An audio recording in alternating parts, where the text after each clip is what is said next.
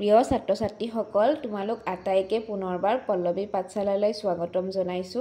আজি আমি অনুশীলনী 1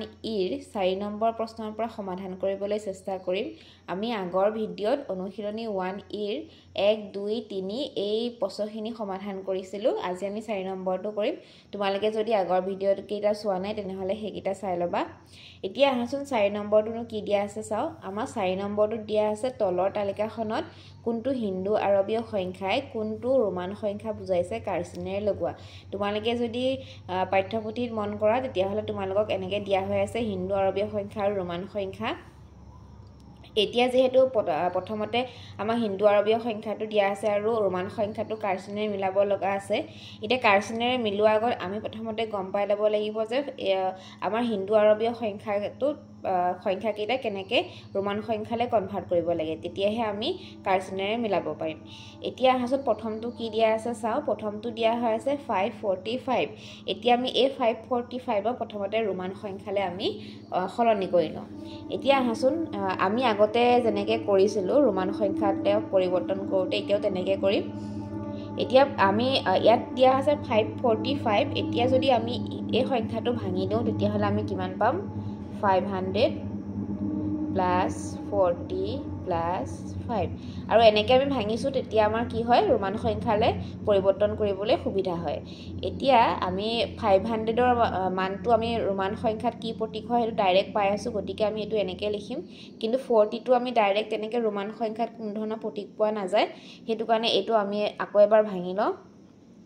এতিয়া 50ৰ পৰা যদি আমি 10 মাইনাছ কৰোঁ তেতিয়া কি হ'ব? 40 থাকিব, গতিকে ইয়াৰ মানটো একে থাকিব। আৰু 5টো যিহেতু আমি ৰোমান সংখ্যাত প্ৰতীকটো পাই আছোঁ ডাইৰেক্ট, গতিকে আমি 5টো এনেকৈ লিখিম। এতিয়া আমি আটাইয়ে জানো যে 500ক আমাৰ ৰোমান সংখ্যাত প্ৰতীকটো কি হয় আমাৰ ডি। এতিয়া চোৱা ইয়াত হৈছে 50 মাইনাছ 10, অৰ্থাৎ ডাঙৰটোৰ পৰা সৰুটো বিয়োগ হয়। এতিয়া 50ৰ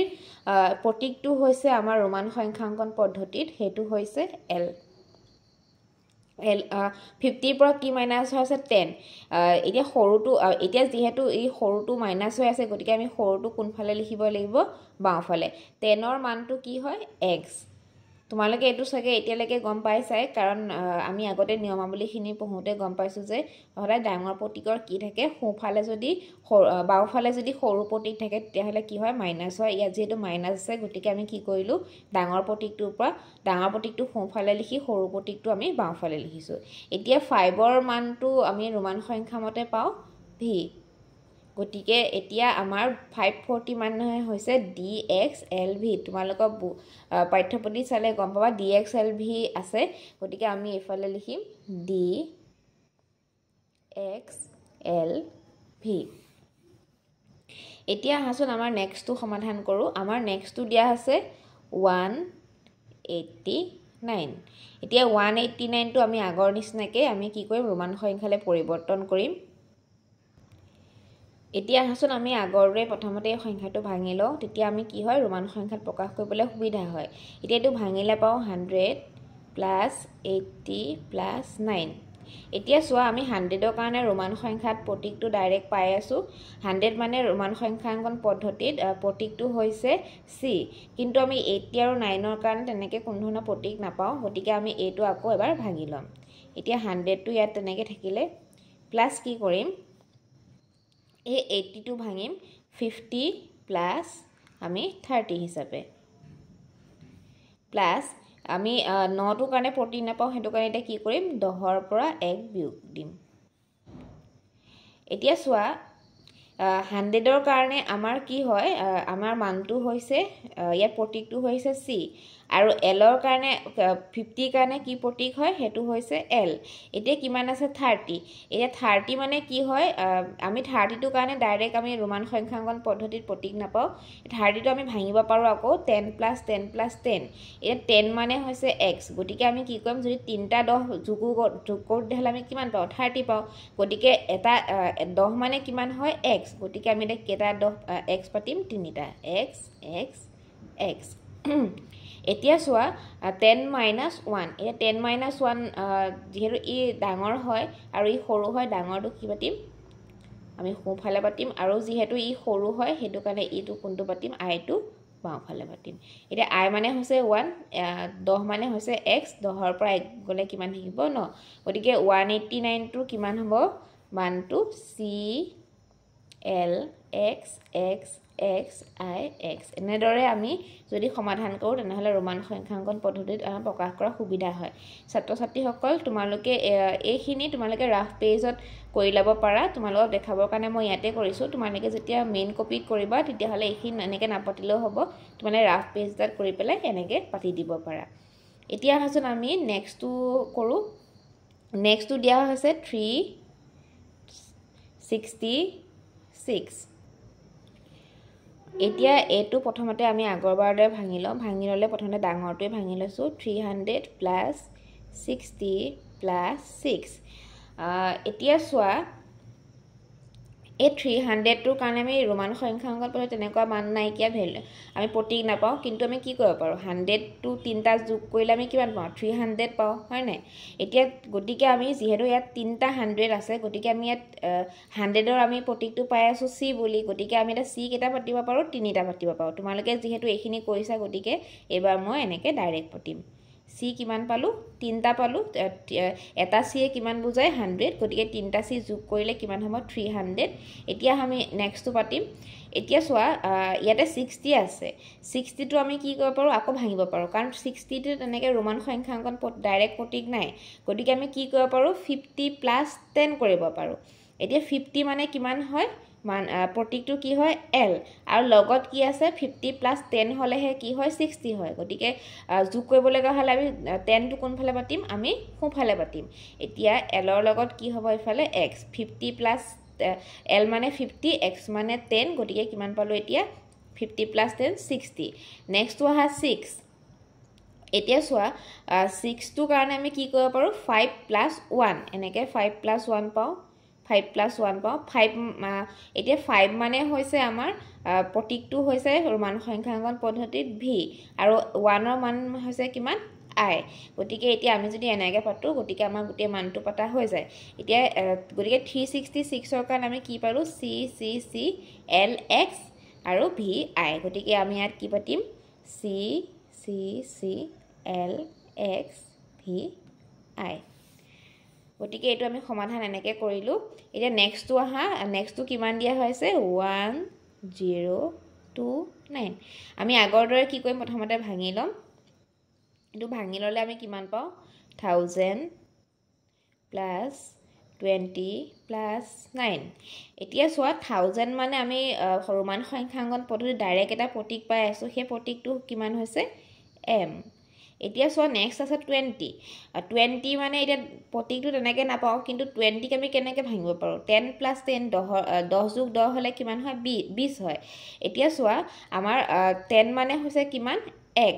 এতিয়া যেহেতু ইয়াত 20 আছে গটিকে আমাৰ 20 আছে গটিকে এতিয়া আমাৰ কি হ'ব x কেটা হ'ব দুটা হ'ব 10 plus 10 20 এতিয়া নেক্সট টু সোৱা 9 আছে 9 টো আমি কি কৰিব পাৰো তেনেকে 9 টো যেহেতু প্ৰতীক নাই কিয়া গটিকে আমি কি কৰিব ভাঙি লব পাৰো ভাঙি কেনেকে লব পাৰো 10 minus যদি 1 কৰো তেতিয়া হলে কিমান আহে 9 এতিয়া 10 মানে কিমান x এটা x ৰ পৰা কি কৰিব লাগিব 10 ৰ পৰা 1 মাইনাস কৰিব লাগে গটিকে 1 যেহেতু মাইনাস কৰিব লাগিব আৰু সৰু প্ৰতীক হয় তেনেহলে আমি এটা কোনফালে পাতিম এতিয়া বাওঁফালে পাতিম বাওঁফালে পাতিলে আমাৰ কিমান হৈ যাব 9 আকৌ যদি সোঁফালে পাতিলো এফালে সোঁফালে পাতিলো হয় তেতিয়া কিমান হলহেতেন 11 এতিয়া যেহেতু মাইনাস কৰিছো 10 minus 1 গটিকে 1 টো আমি কোনফালে পাতিছো বাওঁফালে পাতিছো গটিকে 1029 ৰ কাৰণে আমি প্ৰতীকটো পাও m x x I x এতিয়া আমি নেক্সট টু কৰো নেক্সট টু আমাৰ দিয়া হৈ আছে 118 এতিয়া 1118 টো আমি ডাইৰেক্ট এনেকে ভাঙি দিলো 100 plus 10 plus 8 এতিয়া 100 ৰ কাৰণে আমি কিমান পাও c 10 মানে কিমান হয় x 10 ৰ ভ্যালুটো x আমি পাই আছো মানটো প্ৰতীকটো পাই আছো এতিয়া 8 হবলে হলে আমি কি কৰিব পাৰো 8 মানে আমি ভাঙিব পাৰো 5 যোগ 3 এতিয়া আমি 5 মানে কিমান পাইছোঁ প্ৰতীকটো ভি এই 3টোৰ কাৰণে তেনেকৈ ৰোমান সংখ্যাঙ্কন পদ্ধতিত ডাইৰেক্ট প্ৰতীক নাই গতিকে আমি 3টো কি কৰিব পাৰোঁ 1 + 1 + 1 অৰ্থাৎ যদি আমি 1 + 1 + 1 কৰোঁ তেতিয়াহ'লে আমি কিমান পাওঁ 3 এতিয়া 1 মানে কিমান আছে i গতিকে যদি আমি 3টা i বহাই দিওঁ তেতিয়াহ'লে আমাৰ মানটো ওলাই যাবগৈ অৰ্থাৎ ৰোমান সংখ্যাঙ্কন পদ্ধতি আমি প্ৰকাশ কৰিবলৈ পাৰিম এতিয়া 118 মানে কিমান পালোঁ c x v i i i এতিয়া আহা আমি নেক্সটটো সমাধান কৰিবলৈ চেষ্টা কৰোঁ তোমালোকে এতিয়া এইখিনি কোতে ভালকৈ বুজি পাইছে চাগে এতিয়া কেনেকৈ আমি ৰোমান সংখ্যাঙ্কন পদ্ধতিত প্ৰকাশ কৰিব পাৰোঁ এতিয়া আহাচোন আমি ইয়াৰ নেক্সটটো কি আছে চাওঁ এতিয়া আমাৰ নেক্সটটো দিয়া আছে 202 আগৰ দৰে আমি ভাঙি দিলোঁ সেইটো কেনেকৈ ভাঙিম 100 + 100 100 100 200 + 2 এতিয়া 100ৰ কাৰণে আমি কিমান পাওঁ c ইয়াত আকৌ 100 আছে c 2ৰ কাৰণে আমি কি কৰিব পাৰোঁ 1 + 1 এতিয়া 1 মানে হৈছে i গতিকে আমি এতিয়া i কেইটা পাতিব লাগিব দুটা গতিকে 202ৰ কাৰণে আমাৰ প্ৰতীক আমি আৰু ৰোমান সংখ্যাঙ্কন পদ্ধতি আমি কিমান পালোঁ c c i i এতিয়া তেনেকৈ লাষ্টত আৰু এটা আছেগে 457 457ৰ কাৰণে আমি আগৰ দৰে ভাঙিম সেইটো কেনেকৈ ভাঙিম 40 + 400 + 50 + 7 এতিয়া যেহেতু 400ৰ কাৰণে আমি ৰোমান সংখ্যাঙ্কন পদ্ধতিত ডাইৰেক্ট তেনেকৈ প্ৰতীক নাপাওঁ গতিকে আমি কেনেকৈ আমি ভাঙি ল'ব লাগিব ভাঙিলে আমি কেনেকৈ ভাঙিম 500 - 100 যেহেতু 500 আৰু 100ৰ আমি প্ৰতীকবিলাক পাওঁ এতিয়া নেক্সট আমি কিমান পালোঁ 50 + 7 এতিয়া চোৱা 500 মানে হৈছে d এতিয়া 100 কি হৈ আছে মাইনাছ হৈ আছে গতিকে মাইনাছ হ'বলৈ হ'লে আমি কোনফালে বহাব লাগিব বাওঁফালে বহাব লাগিব আৰু বাওঁফালে বহালেহে আমাৰ কি হ'ব ডাঙৰ প্ৰতীকৰ পৰা সৰু প্ৰতীকটো বিয়োগ কৰাটো বুজাব এতিয়া 100 মানে হৈছে c গতিকে c টো আমি ক'ত বহাম এইফালে তাৰপিছত নেক্সট চোৱা আমাৰ আছে 50 মানে আমাৰ ৰোমান সংখ্যাঙ্কন পদ্ধতিত প্ৰতীকটো হৈছে l নেক্সট চোৱা আছে 7ক আমি ভাগ কৰি দিব পাৰোঁ 5 + 2 লে যেহেতু 7ৰ তেনেকৈ ডাইৰেক্ট প্ৰতীক নাইকিয়া তো 5 মানে হৈছে আমাৰ v আৰু 2টোক আমি কনভাৰ্ট কৰিব পাৰোঁ 1 + 1 হ'লে 1 + 1 কিমান হয় 2 1 মানে কি হয় i গতিকে i এতিয়া কেইটা বহিব দুটা গতিকে এতিয়া 457ৰ কাৰণে আমি কিমান পালোঁ c d l v i i এতিয়া তোমালোকে ভালকৈ বহিত ধুনীয়াকৈ লিখি পেলাই এইখিনি কৰি ল'বা ছাত্ৰ ছাত্ৰীসকল আমাৰ 4 নম্বৰ প্ৰশ্নখিনি সমাধান কৰা হৈছে এতিয়া আহাচোন আমি 5 নম্বৰ প্ৰশ্নখিনি সমাধান কৰিবলৈ চেষ্টা কৰোঁ 5 নম্বৰ প্ৰশ্নখিনি তোমালোকৰ কিছুমান সংখ্যা দিয়া আছে ৰোমান পদ্ধতিত দিয়া হৈ আছে আমি সেইবোৰ কোনটো ডাঙৰ কোনটো সৰু সেইটো বাছি উলিয়াব লাগে এতিয়া আহাচোন আমি সেইখিনি সমাধান কৰোঁ এতিয়া প্ৰথমটো তোমালোকক দিয়া হৈ আছে এফালে আছে x x i v এফালে আছে x x i x এতিয়া আমি ডাঙৰ সৰু নিৰ্বাচন কৰাৰ আগতে আমি জানি ল'ব লাগিব কোনটো প্ৰতীকে কি সংখ্যা বুজোৱা হৈ আছে গতিকে আমি প্ৰথমতে কি কৰিব লাগিব ৰোমান সংখ্যাঙ্কন পদ্ধতি যিবোৰ আমাৰ প্ৰতীক দিয়া হৈ আছে সেইবোৰ আমি কি কৰিব লাগিব হিন্দু আৰবীয় পদ্ধতিলৈ সলনি কৰি ল'ব লাগিব এতিয়া আহাচোন চাওঁ এইটোনো কি আছে প্ৰথমটো আমাক দিয়া হৈ আছে x x i v এতিয়া x মানে কি আছে 10 ইয়াত কেইটা x কেইটা আছে দুটা আছে গতিকে কিমান পালোঁ আমি 20 প্লাস এতিয়া আমাৰ চোৱা এফালে আছে v এফালে আছে 1 গতিকে আমি জানো যে ডাঙৰ প্ৰতীক এটা যদি বাওঁফালে সৰু প্ৰতীক থাকে তেতিয়াহ'লে কি হয় মাইনাছ হয় গতিকে v মানে 5 আৰু i মানে 1 গতিকে 5ৰ পৰা কি হ'ব 1 টো মাইনাছ হ'ব গতিকে আমি কিমান পাম 5 - 1 4 থাকিলে কিমান 20 এতিয়া প্লাস কৰিলে কিমান হয় 24 এতিয়া এফালে চাও এতিয়া আমাক একেদৰে দিয়া আছে xx গতিকে আমি কিমান পাও এতিয়া 20 কাৰণ এটা x - 10 দুটা x আছে যেহেতু গতিকে 20 প্লাস এতিয়া আমাৰ চোৱা ইয়াটো একে হৈ আছে x মানে হৈছে 10 ইয়াৰো i টো আছে বাওঁফালে সৰু প্ৰতীকটো যেহেতু বাওঁফালে আছে কি হ'ব এতিয়া মাইনাস হ'ব কোনটোৰ পৰা কোনটো মাইনাস হ'ব x ৰ পৰা i টো অৰ্থাৎ 10 ৰ পৰা কি হ'ব -1 হ'ব 10 ৰ পৰা -1 হ'লে কিমান থাকিব 9 আৰু এতিয়া সংখ্যাটো কিমান হ'ব আমাৰ 29 এটা দেখিছানে এফালে আছে 24 আৰু এফালে আছে 29 গতিকে এতিয়া আমাৰ কোনটো ডাঙৰ 29 গতিকে আমি চিনডাল কোনফালে দিম এনেকৈ দিম এটো এতিয়া আমাৰ 1 নম্বৰটো সমাধান হৈছে এতিয়া আমি 2 নম্বৰটো সমাধান কৰিবলৈ চেষ্টা কৰিম এতিয়া 2 নম্বৰটো আমাৰ দিয়া হৈছে CLX IV এফালে দিয়া হৈছে XCXXXV এতিয়া প্ৰথমতে আমি হিন্দু আৰবী পদ্ধতিত সংখ্যাটো সলনি কৰি লওঁ এতিয়া C মানে হৈছে কিমান 100 L মানে কিমান 50 আমাৰ X মানে কিমান 10 আৰু চোৱা ইয়াতে কিমান আছে IV হলে কিমান হ'ব 4 কাৰণ এটো সৰু হয় 5 - 1 হলে এটো 4 থাকিব গতিকে আমি কিমান পাতিলো 4 এটা গুটে গিটাকে যোগ কৰিলে কিমান পাম আমি 164 এতিয়া আহা ইফালে এটো কই লওঁ এতিয়া XC আছে C মানে হৈছে 100 X মানে 10 এতিয়া যেহেতু আমাৰ বাওফালে কি আছে সৰু প্ৰতীকটো আছে গতিকে আমাৰ কি হ'ব বিয়োগ হ'ব কোনটোৰ পৰা কোনটো C পৰা X টো বিয়োগ হ'ব C মানে কিমান 100 X মানে হৈছে 10 এতিয়া চোৱা এফালে আছে XXX তিনটা আছে গতিকে এটা X এ কি বুজায় 10 বুজায় তিনটা X থাকিলে কিমান হ'ব 10 তিনটা 10 যোগ কৰিলে আমাৰ কিমান পাম 30 প্লাস V মানে হৈছে 5 এতিয়া 100 ৰ পৰা 10 থাকিলে বিয়োগ কৰিলে কিমান হয় 90 প্লাস আগৰ দিছে 35 ইহঁতটা যোগ কৰিলে 35 হল এতিয়া টোটালটো হ'ব 125 এতিয়া চোৱা এফালে আহিলে 164 আৰু ইফালে হৈছে 125 এটা 164 নে ডাঙৰ নে 125 164 গতিকে আমাৰ ডাঙৰটো হ'ব এটো এতিয়া হা আমি 3 নম্বৰটো সমাধান কৰো এতিয়া চোৱা আমাৰ ইফালে দিয়া হৈছে LXX IV আৰু ইফালে আছে XLVI তিনটা আছে এতিয়া আমি প্ৰথমতে হিন্দু আৰবীয় সংখ্যাংকত প্ৰকাশ কৰিব লাগিব